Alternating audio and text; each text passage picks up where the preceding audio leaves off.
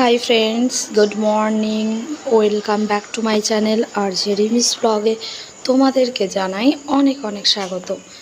আর দেখো, আমি জাস্ট সকালবেলায় উঠে তারপরে আমাদের পুকুরে মাছ ছাড়তে এসেছিল একজনা। তো সে মাছ দিয়ে গেছে একটা, তারপর থেকে মাছ ধরেছিল। তো একটা বড় সিলভার কাপ মাছ দিয়েছে। তো এখন আমি অলরেডি রান্নাঘরে চলে এসেছি, রান্না বসিয়ে দিয়েছি। ভাত অলরেডি জল বসিয়ে দিয়েছি, আর এখানে চাল ভিজিয়ে রেখেছি। আর ওলটা কেটে নেব, ওল করব ওল দিয়ে, আর সিলভার কাপ মাছ দিয়ে করব। আর করব কচুরমুখী দিয়ে ফ্যাসা মাছ। তো অলরেডি আমি ভাতে এবার চালটা দিয়ে দেব। জল ফুটে গেছে, তো আমি চালটা অলরেডি ভিজিয়ে রেখেছি আগে থেকেই। তো চলো দেখতে থাকো। আর আজকের ভিডিওটা তোমাদের ভালো লাগলে প্লিজ লাইক করো, কমেন্ট করো, শেয়ার করো। আর এবার আমি তোমাদেরকে দেখাবো, যেহেতু আমি একা হাতে রান্না করছি, কাটছি, বাটাবাটি করতে হয়, তো সেই জন্য সবসময় ভিডিও শ্যুট করা পসিবল নয়। তবুও যতটুকু পারছি তোমাদেরকে দেখাচ্ছি। আর বুঝতেই পারছো, কাঠে রান্না করছি, বারবার জাল ঠেলতে হচ্ছে। তো এক হাতে বাটা করা, কাটাকুটো তরকারি। তো আর তার মধ্যে গরম প্রচণ্ড, ভিডিও শ্যুট করছি বলে ফ্যানটাও অফ করে রেখেছি, না হলে আমি এখানে একটা ছোট ফ্যান আছে, তো আমি সেটাই চালিয়ে নিই রান্না করার সময়। তো দেখো, এবার চালটা ধুয়ে নিচ্ছি। চালটা আমি এতক্ষণ ভিজিয়ে রেখেছিলাম, এবার চালটা ধুয়ে দিয়ে দেব। ভাতের জল ফুটে গেছে, তো দেখতে থাকো। আর আমার যেহেতু বলেছি যে গ্রামে বাড়ি, তো আমি কাঠেই রান্না করি, প্রচুর কাঠ বাড়িতে। তো সেই জন্য আর কাঠের রান্না আমার খুব ভালোও লাগে। আমার বলে না, সবাই আমরা কাঠেই করি। আর বেশিরভাগই সবাই আমরা গ্রামের কাঠে রান্না করি। গ্যাসও আছে, পাশে গ্যাসের টেবিল দেখতে পাচ্ছ। তো আমাদের রান্নাঘরটা এখনও ভালো করে কমপ্লিট করা হয়নি পুরোপুরি। তো গ্যাসের রান্নাঘরটা আলাদা করব, আর কাঠের রান্নাঘরটা আলাদা করব।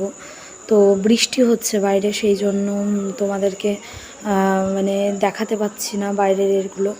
তো দেখো, আমি আবার কাঠ নিয়ে এসে কাঠ দিয়ে দিলাম উনুনে, যাতে এবার বাটনা করব। এবার বড় কাঠ ঢুকিয়ে দিয়ে এবার আমি বাটনা করব, মাছের ঝোলের জন্য বাটনা করব। তারপরে মাছগুলোকে ধুয়ে নেব, ফ্রিজ থেকে অলরেডি বের করে রেখেছি কিছুক্ষণ আগে, মানে ফ্যাসা মাছগুলো। আর দেখলে তো সিলভার কাপ মাছটা কেটে কুটে ধুয়ে নিয়ে আসলাম। আমি সকালবেলায় বাসি কাজ করেই রান্নাঘরে ঢুকে গেছি। আর আমি সবাইকে চা করেও দিয়েছি, কিন্তু আমি খেতে পারিনি, তো চাটা করেই রেখেছিলাম পাশে। আর মনেও ছিল না, তো চাটা এখন পুরো জল হয়ে গেছে। তো সেইভাবেই খেয়ে নিচ্ছি সকালবেলায়, কারণ আমার তারপরে আবার স্নান করার পরে একবার চা করে খেয়ে নেবো, হয়ে যাবে।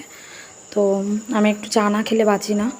তো অলরেডি মাছগুলোকে ফ্রিজ থেকে বার করে রেখেছিলাম। আর দেখো, বরফ জমে আছে, তো এটা জল দিয়ে ভিজিয়ে রাখবো।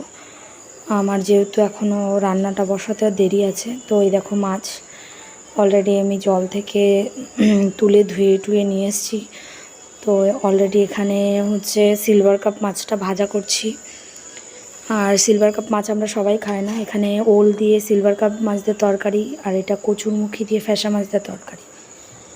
তো চলো বাইরে চলে আসলাম। আর এখানে দেখো, বলেছিলাম যে তোমাদেরকে শালুক ফুলগুলো ফুটলে দেখাবো, শাপলা ফুলগুলো, অনেকে নাল বলে, তো এক একজন এক এক রকম বলে। দেখার অনেক অনেক পাতা হয়েছে।